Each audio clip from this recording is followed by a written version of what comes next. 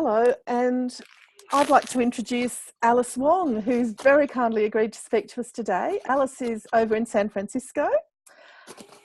Alice Wong is a media maker, a research consultant and disability activist based in San Francisco, in California. Her areas of interest are popular culture, media, politics, disability issues, Medicaid policies and programs, storytelling and activism. Just for a few things on the list. She is the founder and director of the Disability Visibility Project, a community partnership with StoryCorps and an online community dedicated to creating, amplifying and sharing disability media and culture. Alice is also a co-partner in two projects, disabledwriters.com, a resource to help editors connect with disabled writers and journalists, and Crip the Vote, a non-partisan online movement encouraging the political participation of disabled people. You can also find Alice on Twitter at @SFDirewolf. Welcome so much, Alice Wong, and thank you for being with us today. Thank you for having me. I'm honored. It's terrific to actually meet you properly, but I really wanted to have a conversation with you as part of this series of podcasts with disability leaders to have a look at some of the ways that you'd like to talk about representation, but also to talk a bit about messaging, because there's been some very big messages that you've helped create and get out there in the community which have really taken off. So we'll cover some of that as well over time.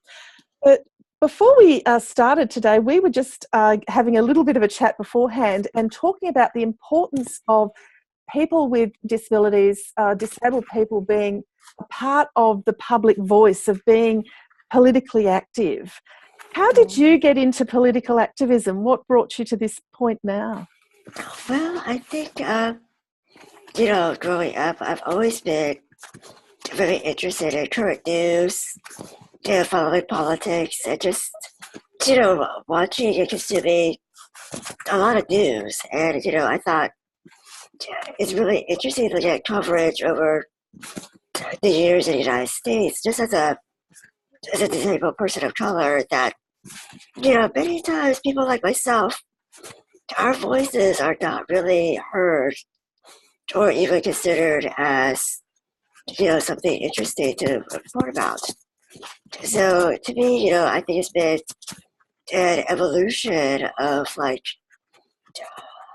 absorbing a lot of the media, the mainstream media, critiquing it, having my own, personal gripes and opinions and, conversations with other disabled people. And I think really it was 4 or 5 years ago when I started using Twitter, and that really gave me a platform to really start sharing my opinions, sharing my thoughts, sharing other stories out there to counter the narratives, the predominant narratives that are out there about disabled people, and also using social media as a tool for community organizing. So I think that's where I think my growth, as a, again, I don't know if I'm a leader, because I think it's funny that you invited me today, because I myself feel like I'm just one of many people, and, the term leader is something that I sometimes still have, I have to get used to that, or get used to the idea of people seeing me that way, because I really do see myself as part of a collective effort, that I'm not an expert, I'm not a professional, I'm not a media professional, I'm not a political professional, but I just have, a lot of passion and a real desire to create community. So I guess if that is somebody that is seen as a leader, I guess I am that. So how important is that being part of a community, that disability community that we're part of? How important is that for you and your activism? Oh, it's absolutely important. And I think, being part of a community also is all about identity and pride. And I think, this is where there's a lot of tensions, right? Where we can only find community once we ourselves, it resonates with someone, with us as individuals. And I think for so many, people with disabilities, they're still in their process. They're still working out how they feel about themselves and how they want other people to see them. So there's still a lot of people in our communities that don't identify yet, and I think that are absolutely part of our community. But they may never go to one of our meetings. They may never say the word disabled, and yet they are very much part of our community that we, as disabled people who are born out and I identify, should absolutely reach out and not ignore those folks. And for me as a young person, I think like a lot of folks in my generation and the generations before me lived in very isolated lives where, I grew up as the only kid with a disability. My parents and my siblings and most of the people I grew up with were not disabled. So it wasn't until later on where, I kind of got over my own internalized ableism. This idea that I need to prove that I'm just as normal and just as competent as everyone else. And I had to get over my own discomfort being around other disabled people. I definitely felt shame. I definitely felt embarrassment in being who I am and being in spaces with other disabled people as a young person. And that to me was, a huge, it took a long time to really work through that. It really was beating other people with disabilities who just had so much pride and so much, they're just unapologetic about who they are.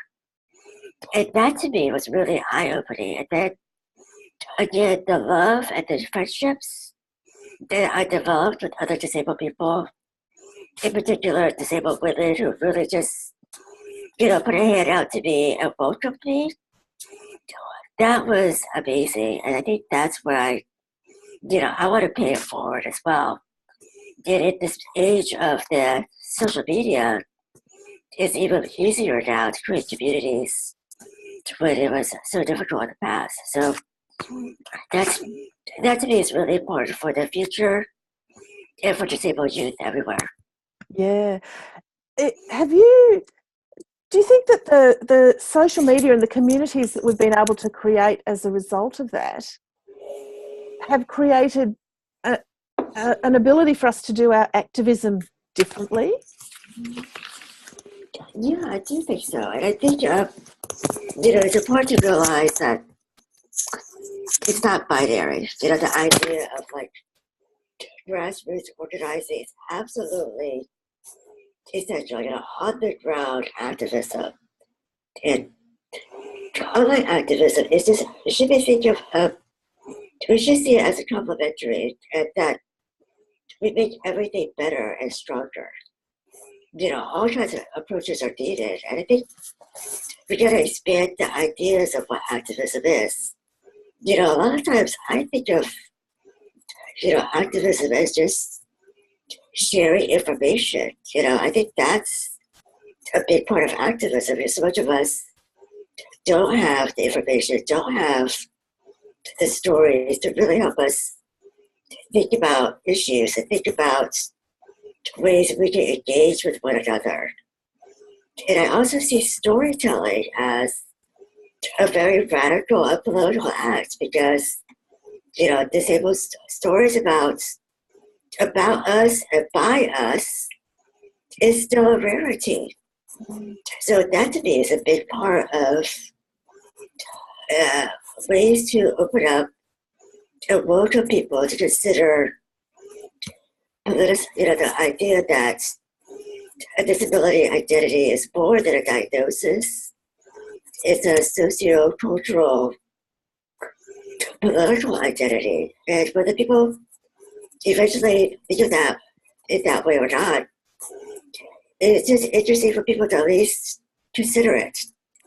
It might not be for everyone, I don't expect that, but the idea that it is out there and that there are disabled people who do see their identity that way, I think is important because there's a huge range of experiences that are just really, really not known yet. So I think that to me is a big part of activism. And I do think that, online activism, I think sometimes people poo-poo it. They think, oh, you're just, you're not doing if you're not laying your body on the line, it doesn't count. Well, that's bullshit, right? Yes. I think there's a lot of different ways now. And I think, we're at a time in our lives where there are different ways, and it enables more people to participate. There are people who, I don't fly, I don't travel anymore. So the internet gives me the ability to take part in interviews like this. And that's, something that we should really celebrate.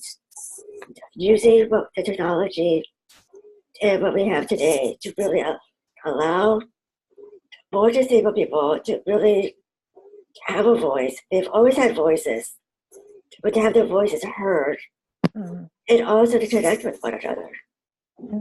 There are people who spend their entire lives in bed or in their home for a lot of different reasons, and yet they have incredibly full, engaged, busy, and active lives because of the internet. And that to me is something really worth celebrating and acknowledging.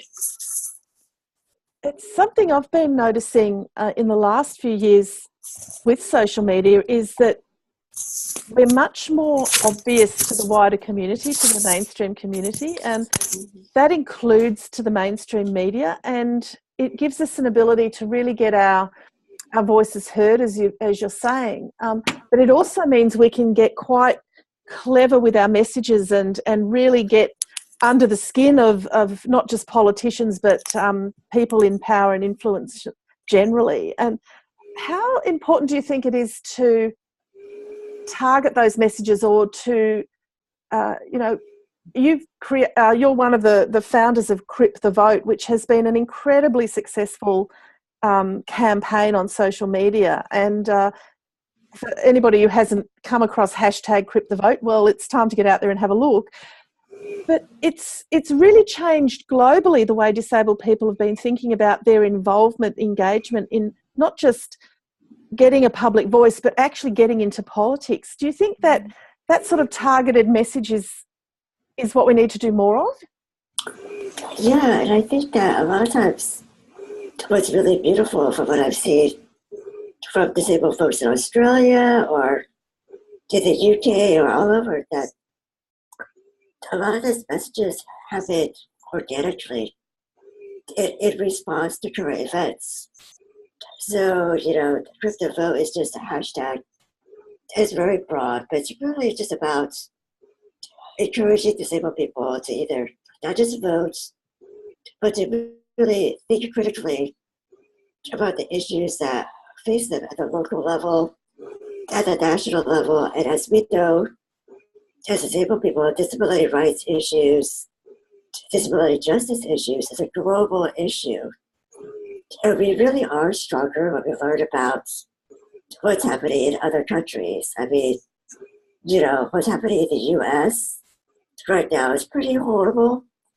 And a lot of the things that are happening here, I see a lot of parallels with the austerity cuts in the UK, which have been horrific towards disabled people. So we really do see, crypto vote started as a one-year thing around the 2016 US presidential election, but we realized that a lot of people, there's a hunger and a need for a space for us. It is really for everyone. And, there were some campaigners in the UK that wanted to, do a specific hashtag for themselves. as they had a national election, I think last year or the year before. So they did a Crypto Vote UK. Mm. And that was really great for them because that gave them, a specific way to organize as a nation. And I think, again, we're really, it's a global thing. And it's really important for all of us to really learn from one another and hear our voices and really share this information. And it's been just a real delight to see people embrace it and just to see it take off in all sorts of ways. It's astonishing, isn't it? And do you think it's really shifted the ground on how our community has thought about the mechanisms we can use to make change? It suddenly seems that there's a lot more people. I mean, this is simply anecdotal evidence. We don't know, but it feels like there are a lot more people suddenly talking about getting into politics, actually becoming politicians, not just voting or influencing the vote, but actually getting in there and doing it themselves. Yeah, I really think that it's interesting that, it's a lot about visibility, when people who are using social media or just, just observing media or just being part of their communities, when they see other disabled people stepping up, talking about politics, either getting involved in their local, councils or boards, or even, talking about money, I think that has that snowball effect. That's why visibility is so important, I think. When we do see disabled candidates, running or sharing their stories or even just identifying, because I think, what? There are probably people, elected officials in Australia right now who have disabilities but don't identify. I think that's always been the phenomenon, right? Yeah. In almost every field, that there are a lot of people out there that just, for a lot of complex reasons and personal reasons, are afraid. And there's that stigma and there's the fear. But as we have more people that celebrate and also take pride in who they are, that really gives other people permission and support and encouragement to really be their full selves. And I think that's the goal, right? That we all want to be our full selves everywhere we go. Yeah.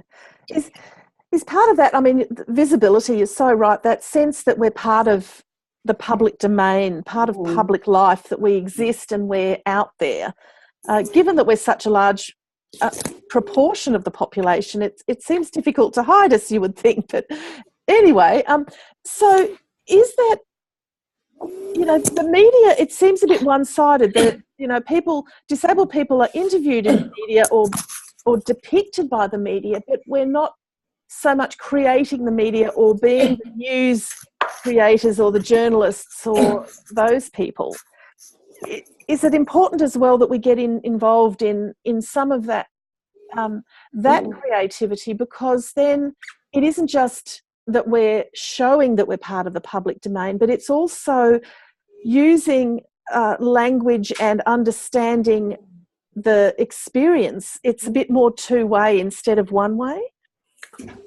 Absolutely. And I think that's where power dynamics and privilege really come into play, because, for example, with politics, it takes a lot of money, a lot of support, a lot of organization just to run. And that, again, doesn't guarantee that you'll win an election. So there are a lot of people with disabilities who may be great candidates who may be shut out. And like you said, with journalism and media, there are a lot of folks, I think, in the workplace, whether it's in a publishing company or a media organization, that, diversity is still very much a lip service. They care about the diversity, but they don't think about disability as diversity. And again, that's the kind of cultural work that's still really ongoing, that, we're just still at the very, I think, early stages, is still getting non-disabled folks to, number one, think about ableism, which is a concept that's still, I think, not really understood or known as. I think so many non-disabled folks don't even know that word at all.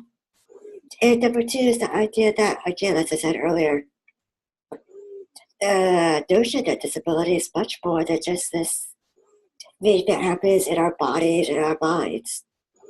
And that is a long way to go in terms of expanding this, formerly medicalized idea of disability to a far broader, nuanced and complex idea of what disability is. Is it the case that still most of what is happening about disabled people in the public domain is only about disability? There's that assumption that all we're interested in, all we do, all of our activism is focused only on disability, when of course we're very wide people and we have many interests. Do you think that needs to be changed? Absolutely, and I think this is again where intersectionality is so important, is that folks should realize that we are part of every single community. We exist within every minority. And so many of these issues can't be separated or siloed. I mentioned to you earlier before our talk that, I really do see every issue as a disability issue, just as I see every issue as a woman's issue. And, I think as we need to really, within, your series on leadership, this is where I think the future of the present of leadership, what we really need is to put forward and uplift and support multiply marginalized disabled people, because they will really show the way in terms of intersectional activism. And to really address, it's not just, again, about intersectionality as multiple identities. It's not really about that at all.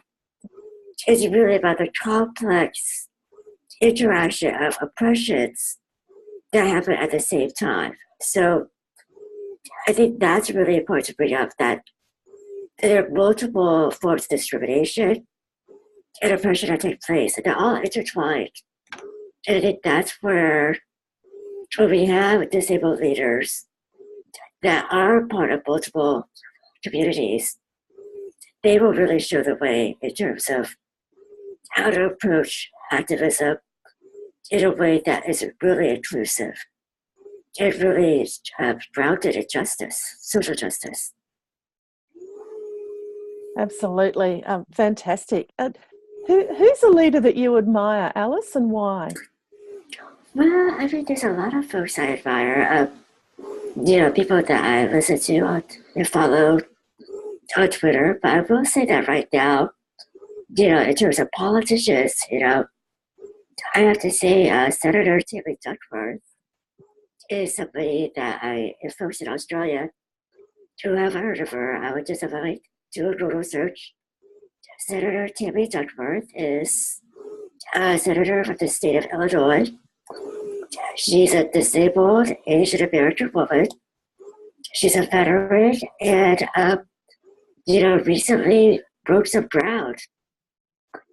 She had a baby recently and wanted to continue doing her job as a senator. And she wanted to bring her baby with her at the floor of the Senate so that she could cast her vote in person, because the current rules were that you have to be in person to cast a vote.